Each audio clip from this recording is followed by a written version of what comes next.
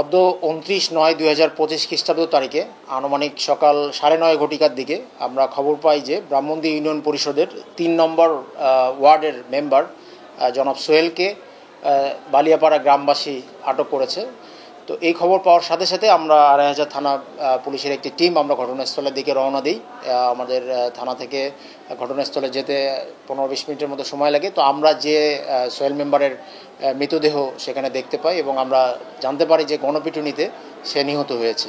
তো এই সংক্রান্তে আমরা ঘটনাস্থলে যে আরও জানতে পারি যে সে স্থানীয় এক ব্যক্তি তার বাসায় চাঁদার দাবিতে গিয়েছিল। পরে ওই বাসায় যারা ছিলেন তারা চিল্লাচিল্লি শুরু করেন যে তাদের উদ্ধারের জন্য।